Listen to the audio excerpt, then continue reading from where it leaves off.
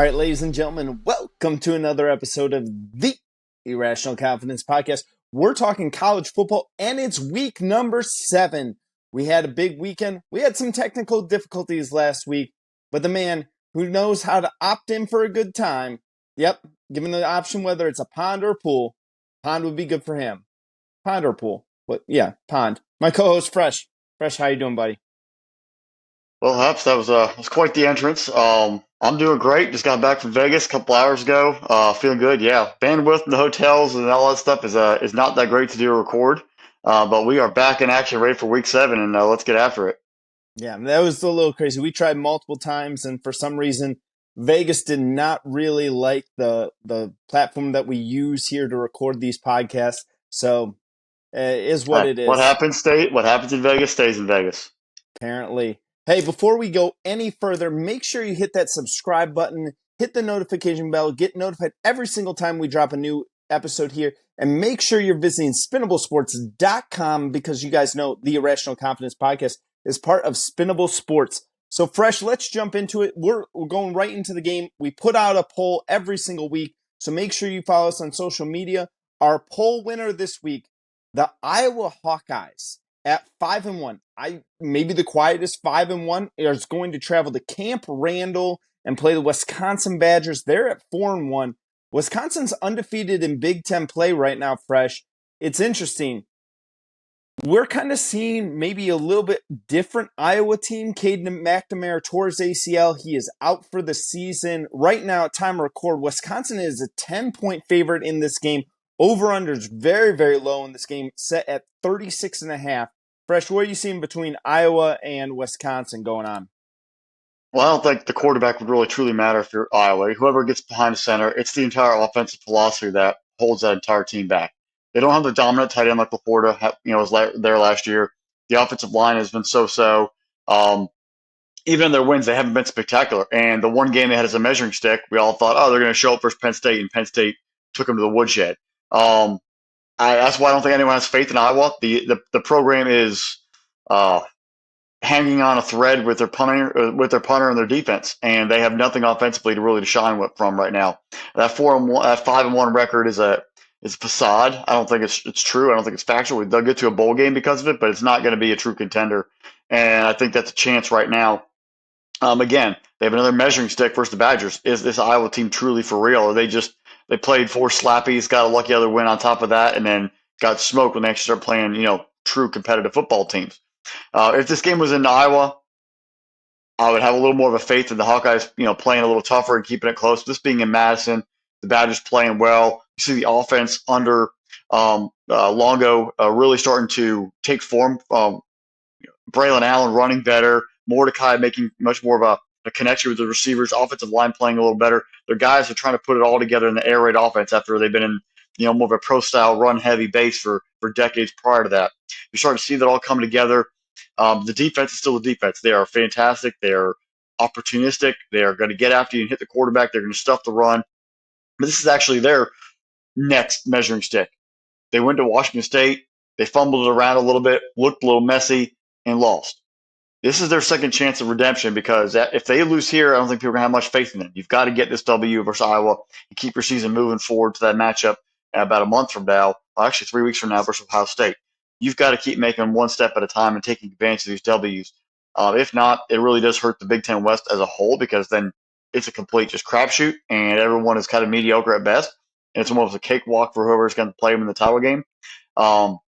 This is that chance for Mordecai, for Longo, for Fickle, for that entire team, Tressel, DC, who can put it together and win a big game at home and start stacking some more impressive wins and name wins. So you start beating the Iowas. You beat Rutgers last week, whip-de-doo. You beat Iowa, at least you have a name win. They might not be the same team, but at least it's a W there, and you beat a solid defense. You beat Ferentz, and you keep moving forward on the season. I want to see what this offense does against a very good defense. Washington State was a formidable defense. They kind of struggled there. I want to see if they've grown a month later when they play this football game. How does Mordecai read that defense? How are they able to get the running game going? I think the Badgers will be successful. I think the under is in play. We're talking like a 21-10 ball game, if even that, if Iowa even gets 10 points. Badgers will win, but Iowa, it's going to require really to muck it up, defensive scores, punts, to have a chance. But they're slim to none in that opportunity right now. I think the Badgers are heading in the right direction. Right.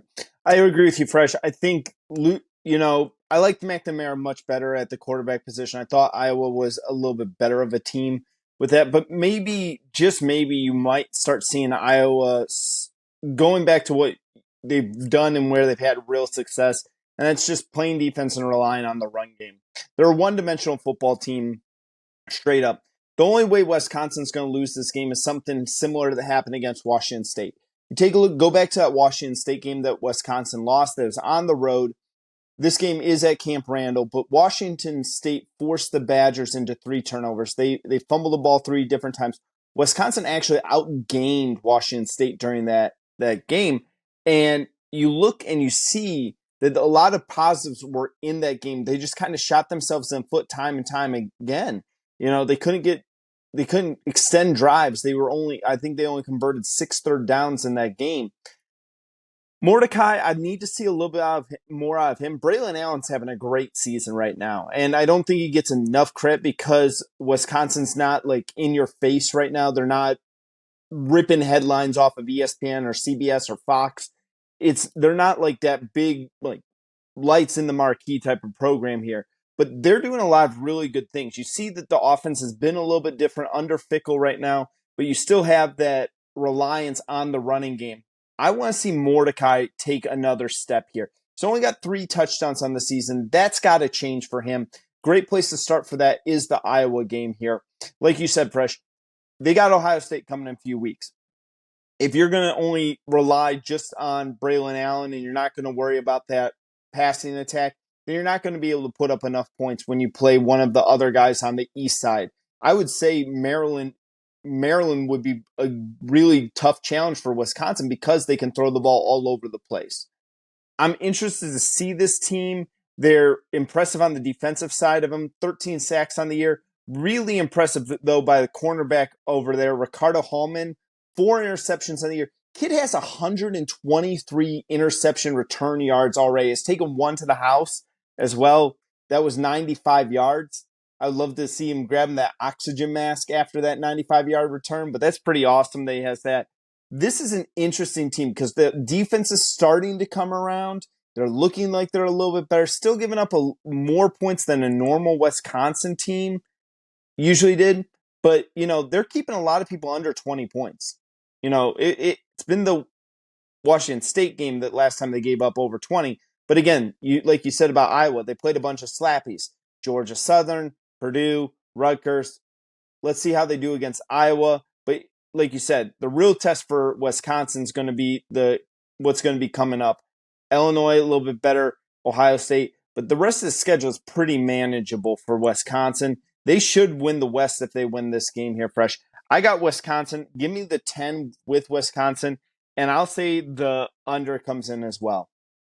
Yeah, I mean, the Badger defense, I think, is different. Where in the past we didn't see them get that many turnovers. They got a lot of 3 and outs. This defense is giving up yards, but they are very, very, very heavy in that turnover. They're jumping routes. They're making plays. They're getting the forcing fumbles, which is it's helping mask some of the yards they're allowed. But you know what? Turnovers change the momentum, change possession. I think sometimes they're more impactful if you give up tons of yards and survive. You can make it through.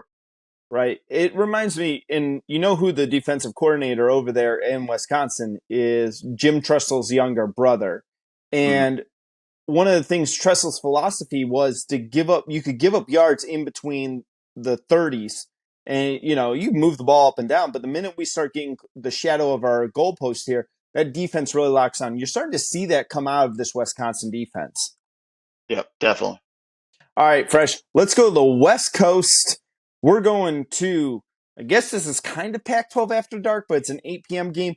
The 4-1 UCLA Bruins, getting a big win last weekend over Washington State, is going to travel all the way up to Corvallis. Crazy things happen in Corvallis. We love Corvallis, though, Fresh. Against Oregon State. Oregon State 5-1 on the season here. DJU's been looking great. Dante Moore's been a nice freshman. Impressed by him. Time of record, Oregon State's only a 3.5-point favorite. But here's the thing that I'm really curious on your thoughts here, Fresh. This over-under is set at 54.5 right now.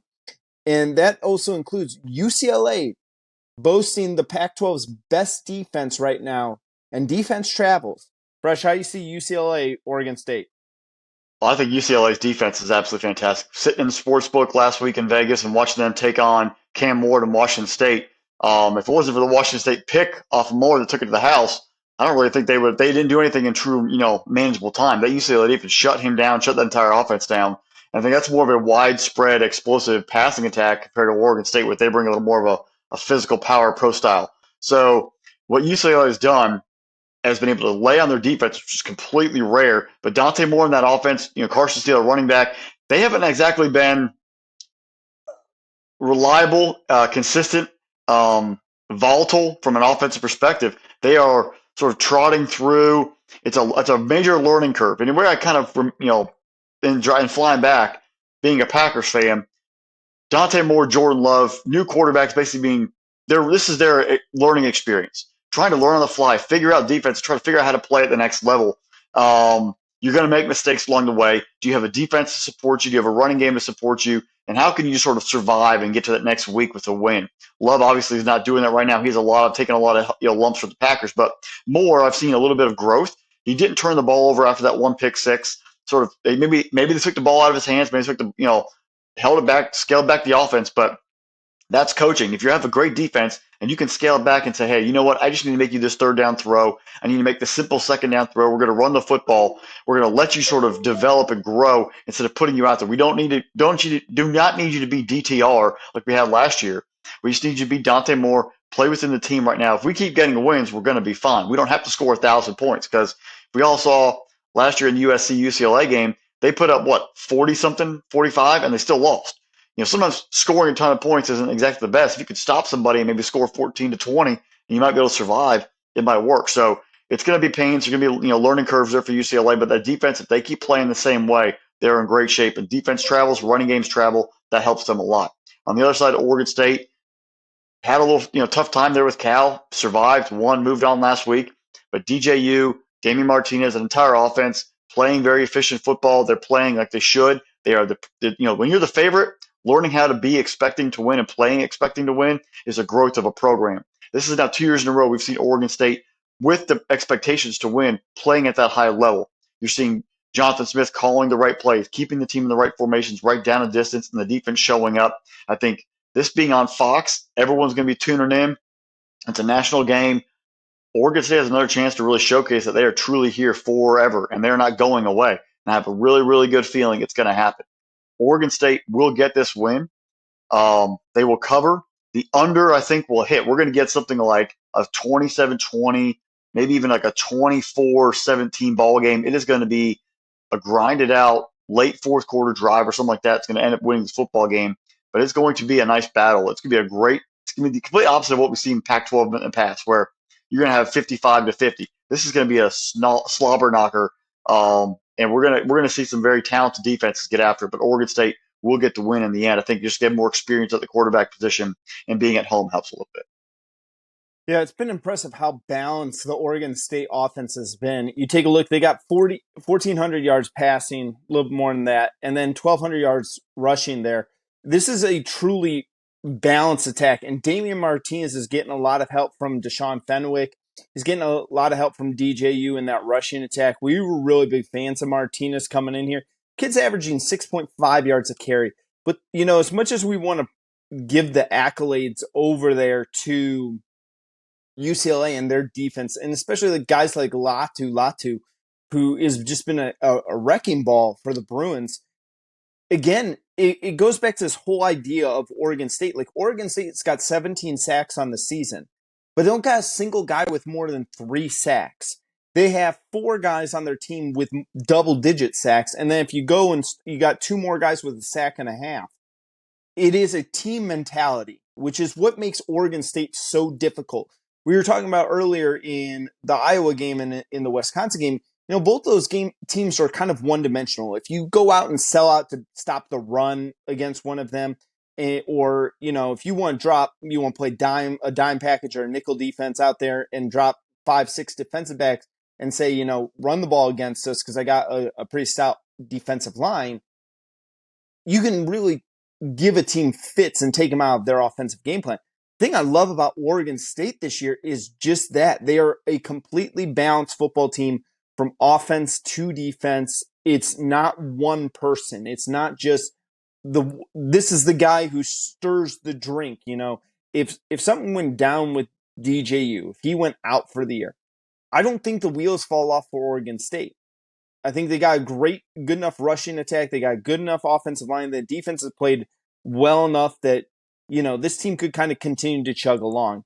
Same thing with UCLA, though. You take a look at what they've done. They've kind of given Dante Moore an opportunity to learn along the way. You take a look after Oregon. It's interesting because these two teams have played like a round robin schedule. Both of them have played Washington State.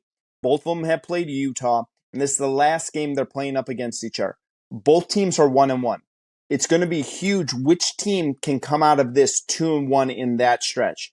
UCLA gets a little bit easier for you. Stanford, Colorado, Arizona is a little more tricky than we thought it would be. That's at Arizona, interesting, but Arizona State there until that November 18th matchup against USC. Same thing with Oregon State. After Oregon State's done with this, you do have that trip to Arizona next week, but you have Colorado, Stanford, and then they end the season. They need to really get ramped up for Washington at home, and then the Civil War at the end of the year. I love this Oregon State team, Fresh. We've been carrying water for Oregon State. We've been talking about building the dam around Corvallis. Oregon State's done a great job.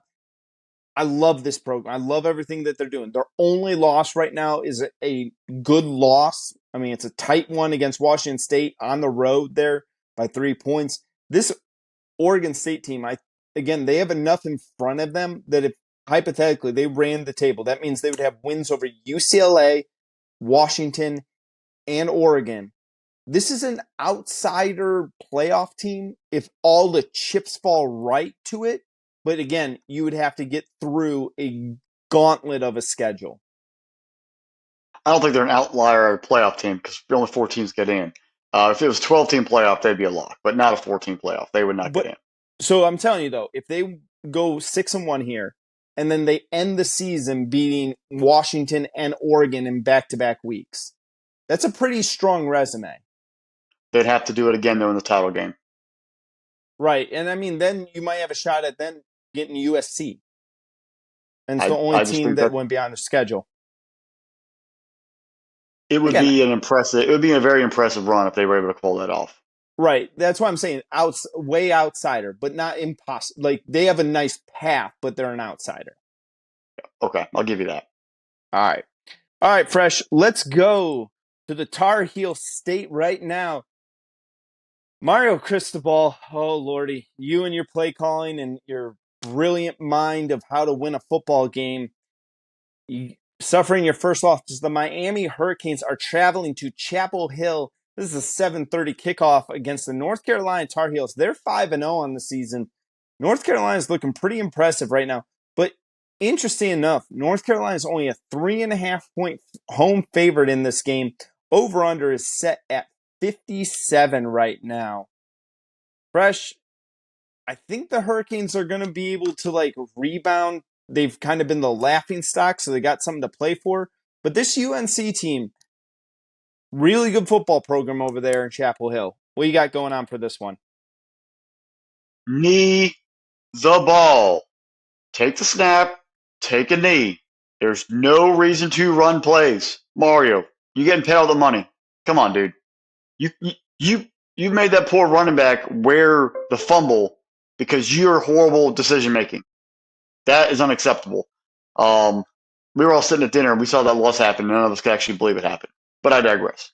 The biggest of all of these two teams playing, Florida State's watching this game more probably closely than anyone else in the country. They want North Carolina and they need North Carolina to remain undefeated.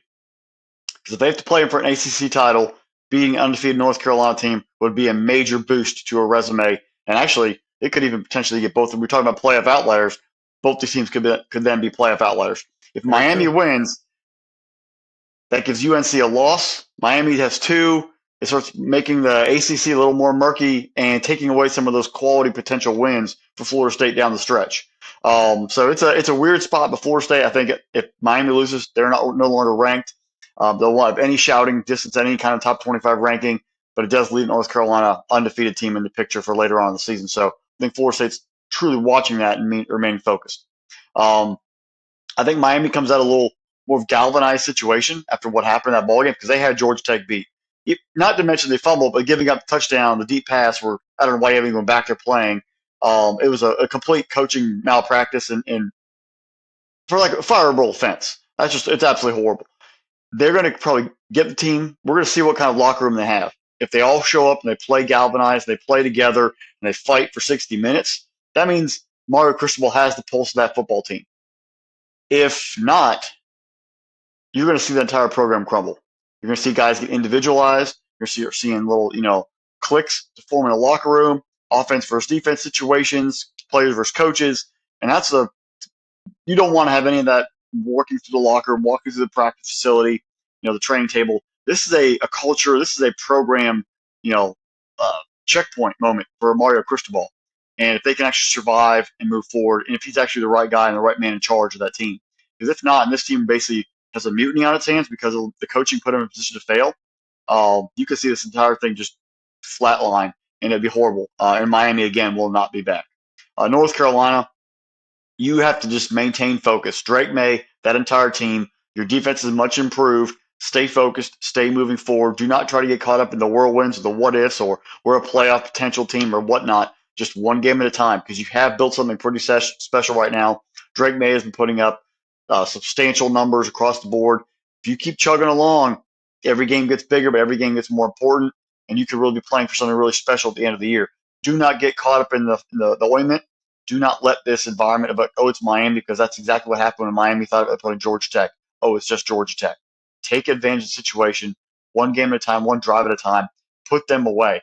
Do not give the Hurricanes any hope because eventually they might start playing in the second half. You've got to take it early and strike them down. Take that will of the Hurricanes to play away. Because if they find some sort of spark late in that football game, they might actually come together and they take you out and upset you, and your season is almost a wash. So this is a big moment for North Carolina. Stay focused, stay driven, go get it done. I think Drake May has a big ball game. I think he goes off in the spotlight, and Carolina rolls big time. Ooh, fresh. A lot of big words there. I heard galvanized. Where one did you have in there? Trying to sound educated on this episode. You're doing a good job there. All that word of the day toilet paper is really paying off there. So it is. Looking at these ones, it's interesting that how close Drake May and Tyler Van Dyke really are as quarterbacks. They're both having a really great year. I would love to see, we talked, it's so hard to say this because at the beginning of the year, we talked about Drake May wanting to take off a little less of the burden on him on the offense. Last season we saw Drake May be that do everything type of quarterback. And Amarion Hampton has come out, and he's been absolutely fantastic, averaging over 5 yards a carry. Kid's got 7 touchdowns on the year, 460 yards rushing all right. He has really taken the rushing attack away from Drake May because last year is really, Drake May drops the pass, then Drake May runs the football. It's been interesting. But you touched on it for real quick there is the improvement on the defensive side of the football for the Tar Heels. Very impressive on them. Last year, this defense was not that great. They kind of were, a leaky dam, and they've patched up every single crack in that dam, and it's been so nice to see them. On the other side of it, Miami, while yes, everyone's going to take that Georgia Tech loss and go, that's really a boneheaded bad coaching loss right there. But prior to this, Miami have been very impressive as well. They had the big win over Texas A&M, although, depending on what you're talking about, is that win as big as it was? But it was, at the time, is a dominating win. They were impressive in that game. And like I said, Tyler Van Dyke has been absolutely fantastic this season. I would like to see a little bit more from this defense here. I would like to see that Hurricane-style defense come back a little bit stronger in this game. And I'm really going to ask this question, Fresh. you take a look at how Miami's run defense has been. It's been one of the best run defenses in the country. They're allowing less than 60 yards a game on the ground. Is Omarion able to get going in this game? Or is the game going to be put onto Drake May's shoulders? Now, I don't necessarily know if that's a bad thing. If Omarion Hampton can't get going in this game and you do have to put on Drake May, the kid's more than capable of doing it. He shows he's got the talent. He's going to be a very good NFL quarterback someday. I like this kid a lot. He's done such a great job when there was a lot of question marks with North Carolina coming into the season. Where were they really going to be at? But it's been a nice improvement for them. And they have, you take a look, we've talked about like outliers coming in right now. You take a look, and after Miami, Virginia, Georgia Tech, Campbell, and then you got the two big matchups. You got the Tobacco Road rivalry against Duke, and then you got to go down to South Carolina. That could be a big game. That South Carolina game, that Clemson game in South Carolina on November 18th could be a huge game, could be for the opportunity to face Florida State in the ACC title game. In this one, Fresh, give me UNC and the points, 3.5. I don't think that this will be that close. I think Miami gets their second loss of the season, but I will say this, the over-under is set at 57. I got a feeling the over's coming in on that. I just, for some reason, feel the over's going to hit over 57. I could see even if Carolina's putting up 37 or 40 of it, it definitely is in play. I mean, we're not talking North Carolina's defense is going to shut them out. And No. Van Dyke and that offense will score a little bit. I think they'll play with a little energy early on, maybe try to have some of that Miami swagger sort of whisper. But you got to snuff it out early, Carolina. If you do like Miami hang around, they might actually find some confidence. So take care of it early in the first half. And if anyone's out there bet Carolina heavy first half, to just take care of business right off the bat and put this game on ice going out. Right. All right, Fresh. Let's travel to the Volunteer State, Texas A&M Aggies, and all of that little sideshow that's going on. I got some interesting things on Texas A&M. Is traveling to Tennessee to face the Volunteers. At time of record, over-under is set at 55.5, and Tennessee is a 3.5-point favorite in this game. It's interesting. It feels like ever since Tennessee lost to Florida, we've completely forgot about Tennessee. And all they did was smoke UTSA in a game we thought that could be maybe a trap game, and then put the boots to South Carolina last a couple weeks ago. And now look where we're at, But the question comes into play. Does Tennessee get caught looking ahead next week to that matchup against Alabama? Well, I think the one thing I kind of want to see, speaking of Alabama, is from Jimbo Fisher in the post-game press conference, pulling the Denny Green and be like, they are who we thought they were, and we let them off the hook. So that's exactly what A&M did with Alabama. Alabama didn't do anything special. They just let Jermaine Burton run down the field, and somehow Milroe hit him, and a couple touchdowns, boom, boom, you're in. And Alabama turned it over a few times. A&M gave it right back to them. A&M just could not take advantage and stem the tide in the football game, pun intended. And that Alabama offense looked lethal. I think the first time we've seen them all season, that's the first time Alabama offense actually put up points and looked formidable, okay? And maybe it's comfort. Maybe guys get on the same page. I don't know what it is, but Saban got those guys focused again. And you had a chance, just like Ole Miss had a chance. They couldn't take advantage of it. A&M had a chance. They couldn't take advantage of it. What A&M football team are we going to see this week? Did they give all of it last week and get crushed? They looked the second big game that A&M has looked unorganized in the second half. They collapsed versus Miami and they collapsed versus Alabama. Where do they get the energy back up? Max Johnson's a great story. He's back up and started a little bit LSU under last there like 20 and 20. His brother's obviously on the team. He's not the most mobile quarterback, but somehow he gets it done. But he's only has so much to offer. He's very limited. You've got to have something else to give the offense a little flair. The running game has not been there the past couple of games. Passing attack was not as lethal as it should be. There's some questionable play calling. Petrino, is he trying to do too much with the limited workings? Who knows? But it's just not. It doesn't feel like a Bobby Petrino offense or a Jimbo offense. It feels very stuck in neutral at times. And it worries me.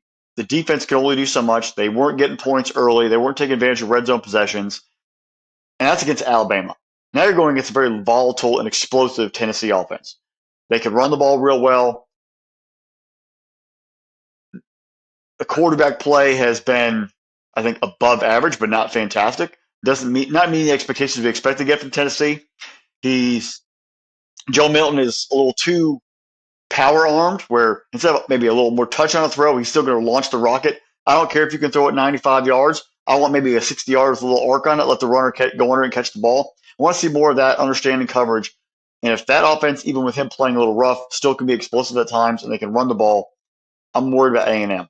Now, with all that said, we thought Tennessee was going to go to Gainesville and beat the trash out of the Gators, and they ran it down their throat.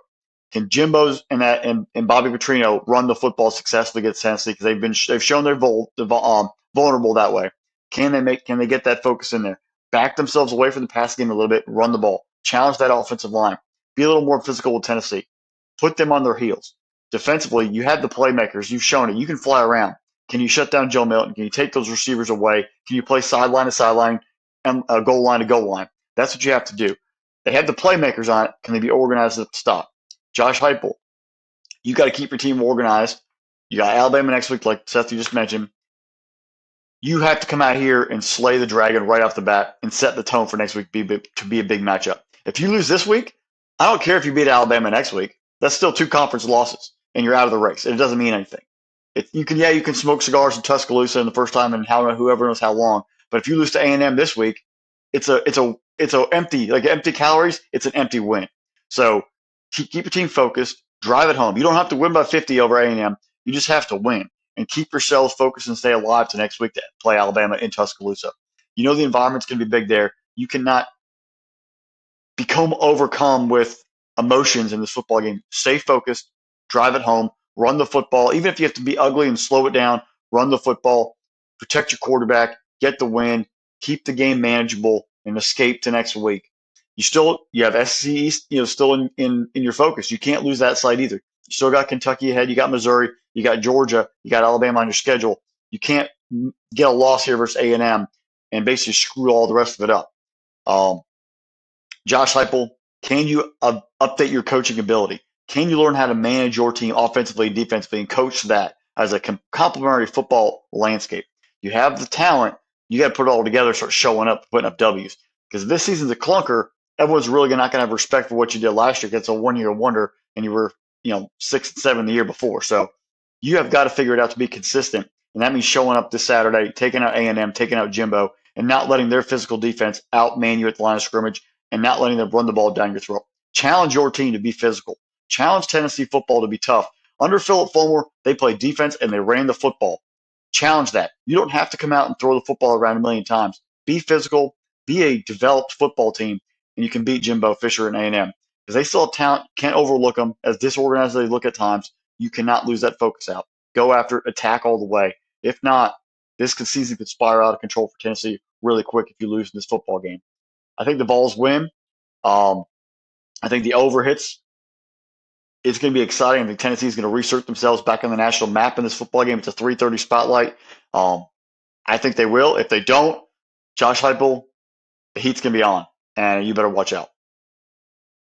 You really think so, Fresh? I think that Heupel has gotten him like a little bit of house money right now because, like you talked about with Joe Milton coming in here, we're seeing why Joe Milton, nice quarterback, I'd say about 75% of most programs would take him as their quarterback. But if you have an elite level option that you could go with, you go with that elite level option. They had that option with Hendon Hooker last year. I think they got that option with Nico, but they're going to need a little bit more time to get him some seasoning. So again, you got what Milton's going on.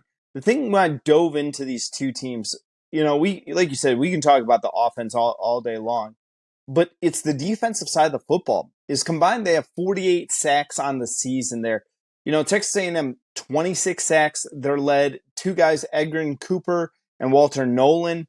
They have 10 sacks between the 2 of them. There's some ability to get some pressure off of that defensive line. They got the other defensive liner, Turner. that's able to create some pressure as well.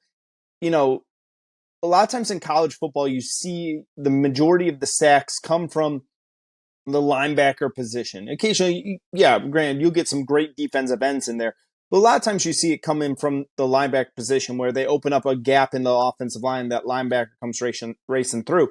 And you see what Nolan and Turner's been able to do for the Aggies. And it's nice when you can create pressure with your down linemen. And that's really something that they may have an advantage in that football game if they're able to do that. But the same thing kind of we can say the same thing with Tennessee. I mean, they got Pierce and Barron between two of them. They got 9 sacks on this season. So it's going to be interesting. Which defensive line can really control the other team's offensive line and throw them out of a rhythm? I like Tennessee in this game because they're at home. But I do have one question. It's Evan Stewart. Evan Stewart for the Aggies, beginning of the season, started off like a man possessed. Dude was against New Mexico, 8 catches, 115 yards, 2 touchdowns. In that loss to Miami, 11 catches, 142. Didn't find the end zone that game. After that, in the last 3 games, kids had 8 total catches for about 140 yards.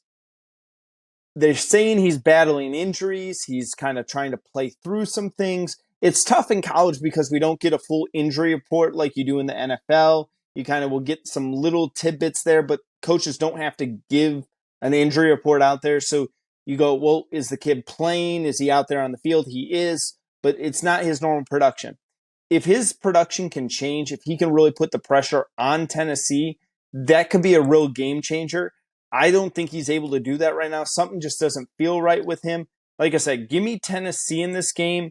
I like the 3.5. I'm also going to say I'm going to take the under in this one, Fresh.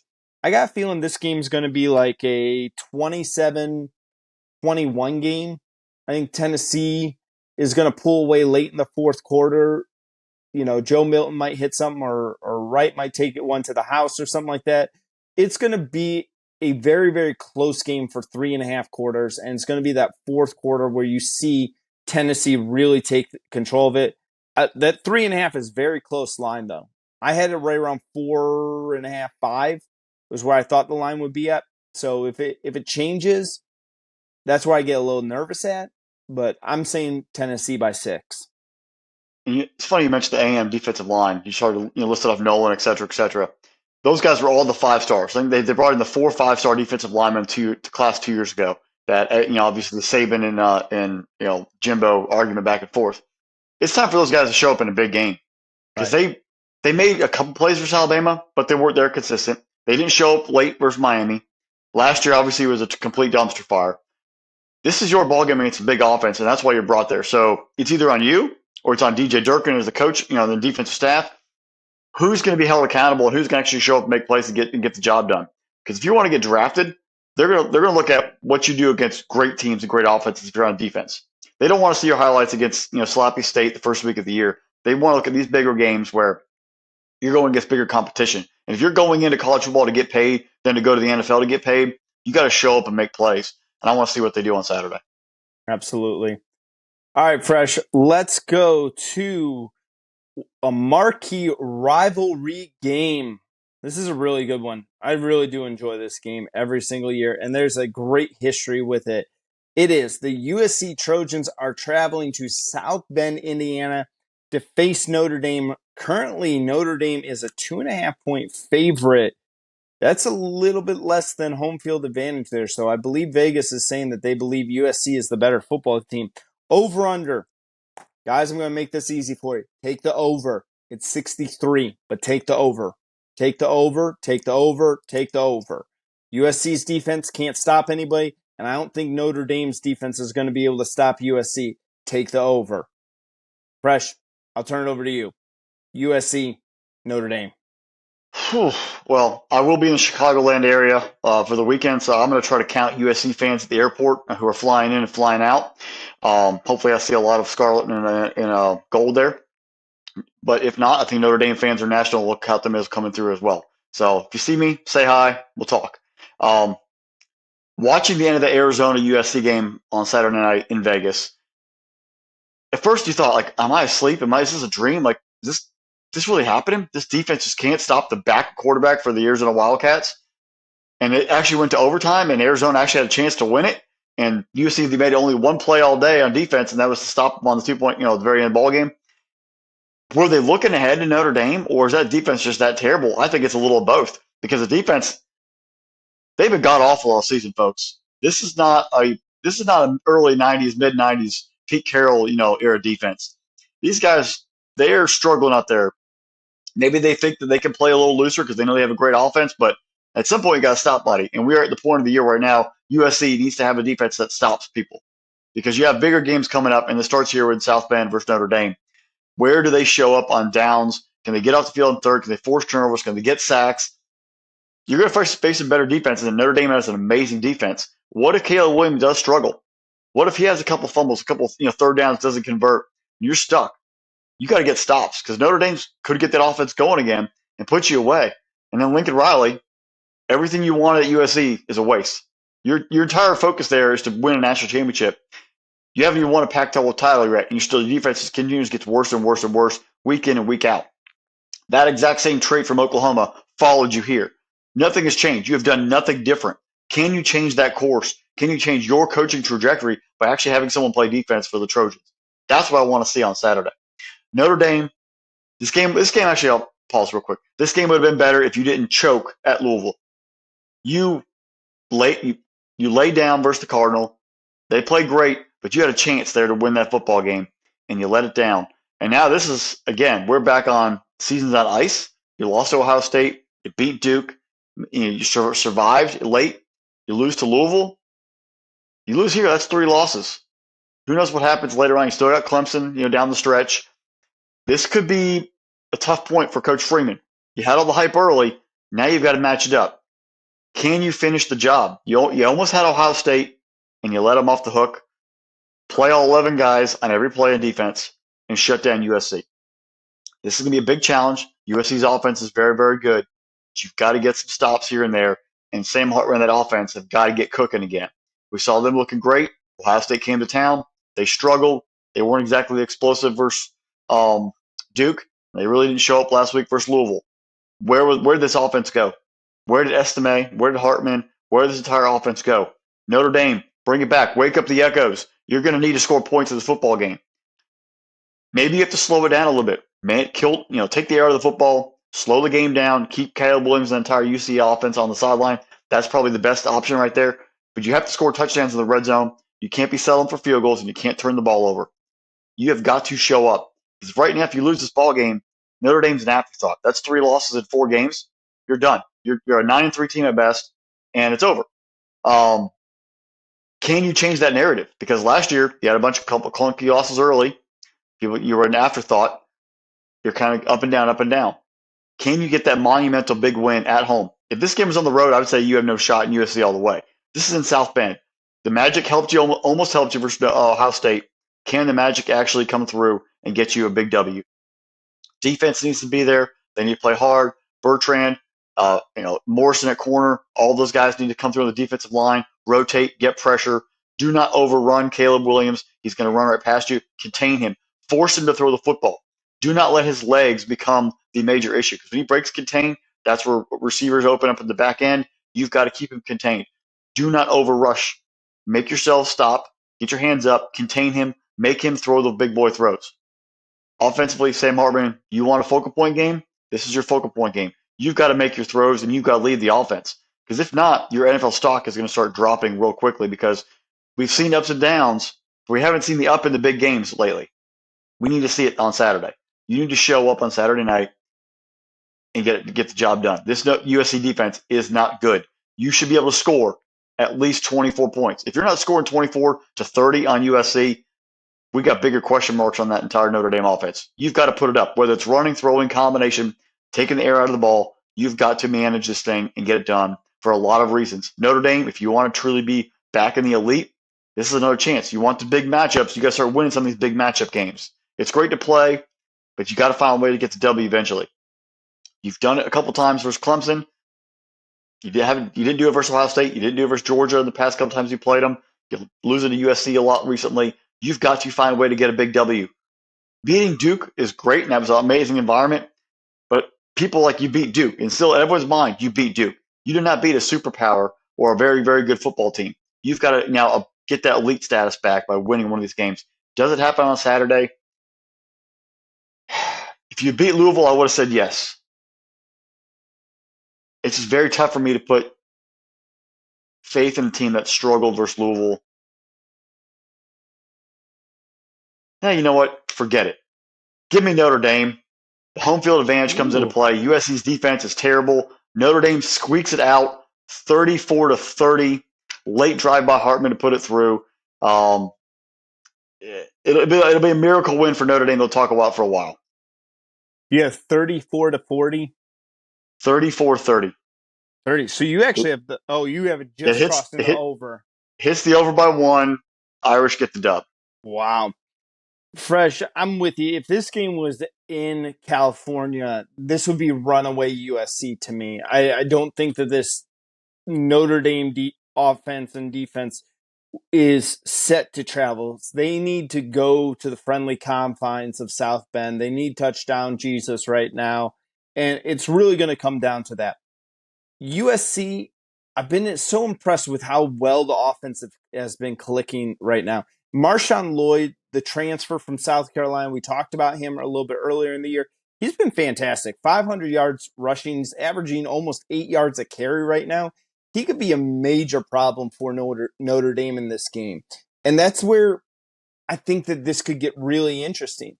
Because let's say Notre Dame puts a spy on Caleb Williams defensively. Let's say they put Bertram as a spy. I'm just using him as a name. I don't know who they put it in there. And they stop Caleb Williams. But that's taking a linebacker out of the rushing run defense there. And I think that's going to open up a lot of stuff for Lloyd, maybe a little bit for Jones as well for USC. And then, as you have to adjust to that run offense there, those cornerbacks, which Notre Dame's got some great cornerbacks. They have the ability to match up with Washington and Rice there. It's going to open up some throws for Caleb Williams. I mean, you're going up against the reigning Heisman Trophy winner. They're going to put up some serious points. With USC, though, here's my biggest problem. Like all of last year, we talked about how great USC's offense was, but how just god awful. This is one of the biggest turds of a defense out there. And we thought that this was going to be the year things were going to be different. Last year, USC was giving up 415 yards of total offense. This year, it's 421. There's both years, they're almost letting up a full point better now. They were 27.9, and this year it's only 27. It's not changing. It's the same thing over and over and over again. I don't know what you need to do. I don't know what Lincoln Riley needs to do to address this. Okay, maybe is it the kids you're bringing in still? You've only been there for 2 years. They always say give them 3 years to bring in their recruits and make the real changes. Are we going to see a defensive jump next year? Because if we don't, this you could lose to Notre Dame and not go to the playoff, and USC kind of crumbles away. They're not firing Lincoln Riley after this year. They're going to roll it back with him one more year. But it's going to make next year extremely, extremely interesting because this defense has been so bad for 2 years in a row. Right now, in the last 3 games, USC has allowed 66 points in the second half. Okay? 66 points. They have played Arizona, Colorado, and Arizona State. Those are not marquee offenses. Colorado, yes, they played with a little bit of fire and they got some talent over there in Boulder, but it's not like you're looking at offensive juggernaut there. Man, for me, Notre Dame, I think this is a get-right game for Sam Hartman. I think this is a get-right game for SMA. But I'm going to give you a guy that I really need to see something out of. Jaden Greathouse. I won't call him Greenhouse, but Jaden Greathouse, true freshman, has been getting a lot of playing time. He only has 13 catches on the year. This is one of those games that he needs to make a name for himself. The lights are going to be extremely bright. The lights were extremely bright for Notre Dame in the game against Ohio State. This is another one. Everyone's going to be watching on this game, even though it's on Peacock. Also will be on NBC. He needs to show off as he's going to be the next great wide receiver for Notre Dame. He needs to really show up in this game. I need to see something out of him. I'm with you, Fresh. I'm hesitant on this. Give me USC though. I can't pick against the Trojans right now until someone beats them. And I think next weekend it'd be interesting. They got Utah.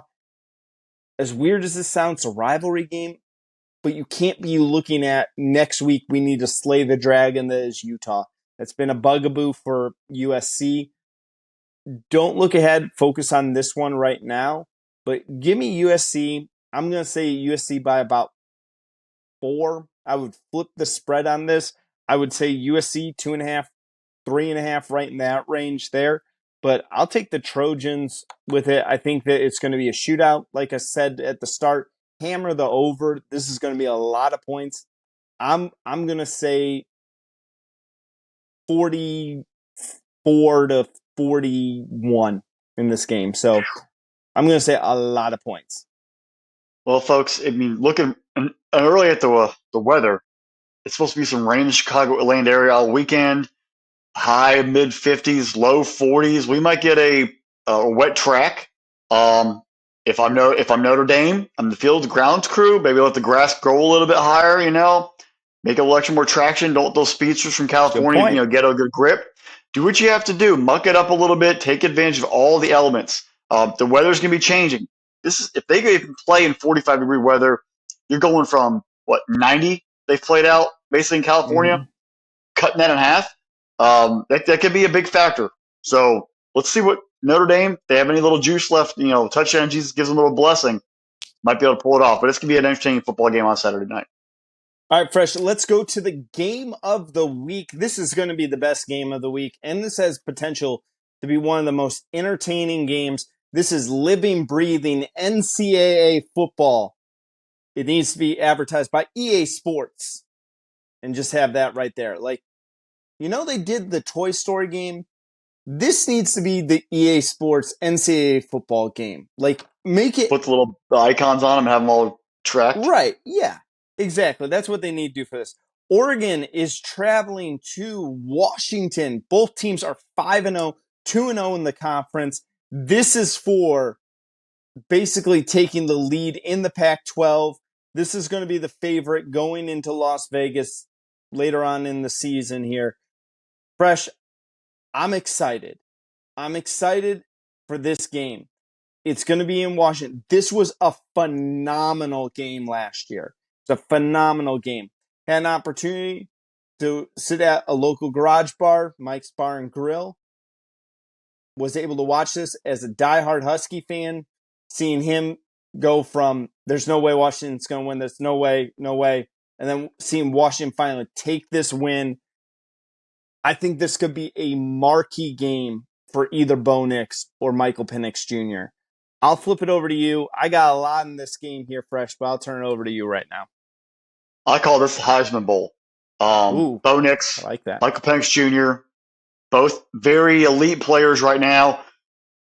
This is their chance to separate and pick one of them to play elite and put them at the top of the list. Now, if they both come out elite, they both maybe pass Caleb Williams and put themselves in 1-2. But this is the chance to, not that it's an individual sport, but which one of these guys showcases themselves on a national scale in a very big game.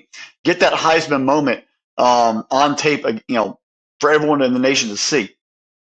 Last year's matchup in Eugene, there was injuries by the center for Oregon was kind of hurt. Bo Nix was dinged up late. Had a bad throw, some pressure on the quarterback. They couldn't get the job done. This year, going to beautiful stadium overlooking the lake there in Seattle. Boats in the water, people tailgating out in the water. Really, really great scene all around. Loud Seahawk fans, Sounders fans, Mariners fans, Kraken fans, Supersonics. I don't care who you are. The fan bases up there in the Pacific Northwest are rabid. I think it's the best way to probably put it. That's going to be a hostile environment on Saturday afternoon. Bo Nix going in there. How's he and that Franklin and his receivers, how does that offense really keep the flow going? How does Penix Jr. take advantage of this one and have another big day with this big receiving core. Which coach is on the same page? DeBoer, your offense has been absolutely fantastic. You've been clicking on all cylinders. This is your first real test, though, for the year. They haven't played anyone that's really gotten me truly scared that they're not going to have the chance to win the football game. This is the big test for the Huskies. Are you really to continue to layer off what you did last year and take it to the next step? From the other Oregon side, Dan Lanning, you were brought here for defense. You already showed the world what you could do to Shedeur Sanders and that Colorado offense. You shut them down. This is your next chance. Can you shut down Michael Penix Jr.? You haven't played USC either, so you've already had one showing versus Washington, and you got beat by Michael Penix Jr. in this Husky offense. What tweaks do you have? What surprises? What adjustments can you make going on the road? As we've said it multiple times, you were brought to Oregon to play defense and to prepare the Oregon program to defend against Washington, to defend against UNC, specifically Lincoln Riley's offense. That's why you're there. Oregon usually goes out and gets whoever they want, whenever they want. They got you for a reason to bring that Georgia defense mentality and what you had built them, been through Alabama, then at Georgia, up to Oregon. Now it's another game where you've got to showcase that defense and showcase that organization and that depth and that program that you've built. Can you get it done on the road? If you want to be a truly great head coach and get Oregon to that next level, you've got to get here. Kellen DeBoer, people really know who he was. Had a lot of success, went to Frozen State, tore it up for a while. Last year kind of burst on the scene with them. People still don't believe in the Huskies. And if you don't believe, you're wrong and you're ridiculous. This football team is built top to bottom to be effective. They've always been able to recruit there. Every once in a while they have a couple bad years, but let's remember the Washington Husky football program is the only Pac-12 team to go to the college football playoff. They did it back in 2016. This team can bring good players to the forefront, and they get there to play, and they can recruit at a high level. Penix Jr. in this offense is great, but that defense has been playing much better this year. They were kind of a little leaky last year. They've gotten some things better on that side of the ball. If they can just stay in front of it, play a complementary football to each other, they'll be okay. Bo Nix, it's a big game. We've seen very good Bo, and we've seen bad Bo throughout your entire career. In big games, it's been always kind of a hit or miss. Can you come out there and play flawless football? You see all the banners in Manhattan and all across the world, like Heisman campaign, whatnot. This is your chance. Because if you don't get it done here, it's kind of like, all right, it's Bo Nix. Like, you know what you're going to get. If you show up, people show, all right, man, it's Bo Nix. He actually showed up to make big plays. He's grown. He's matured as a quarterback. That's what I want to see from you in this offense on Saturday. I think we're going to get a 47-40 ball game. And I'm going to say Bo Nix leads a game-winning touchdown drive, and the Ducks survive 47-40. It's going to be tied 40-all with 3 minutes to go. Bo Nix is going to group it all together, lead the Ducks down the field, and score a touchdown to win the ball game. Ducks escape 47-40 in an all-time classic. Fresh, it was just a little bit under 7 years ago that we had one of the greatest college football games of all time. There's some remnants of that game. And the game I'm referring to happened on October 22nd, which would be a week later, but this is 2016. And it's the Oklahoma Sooners versus the Texas Tech Red Raiders. Patrick Mahomes, Baker Mayfield, their final score is 66-59. There's like 1,600 yards of total offense, 1,700 yards of total offense, something crazy like that. Both of them, I think Baker threw for like 7 touchdowns. Mahomes threw like for 5. I don't know if they'll get to that level, but I think that this is going to be a game where show me. Let me show off. You did that. Okay, this is what I'm going to do down here. It's going to be interesting which defense shows up, which defense is able to, take the football out of the other quarterback's hands, maybe 2 or 3 drives in this game. I don't think you're going to be able to stop either one of these quarterbacks for an extended period of time. If they do, my hat's off to them. Great job out of you. I'm happy for you. And I'm going to try to find a defensive player out of the week out of this group here. But you're looking at both these offenses. These offenses are prolific. They are absolutely unstoppable. The thing that when I was looking at Washington, we knew the passing attack was going to be really, really good. Dylan Johnson, impressive out of the young man there. because one of the things that we are very concerned with is that they had lost their running back to a season-ending knee injury here.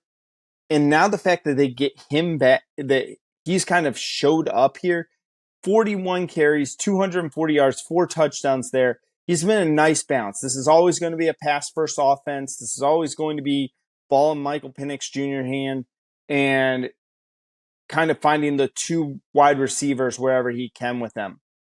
But it's nice to see Washington State or Washington starting to develop that running game there. Bo Nix, man, if it wasn't for Penix, we would be just talking him up a storm right now. 15 touchdowns on the year, only a single interception. And you got the man, Clifford Franklin, one of my favorite wide receivers in the entire country.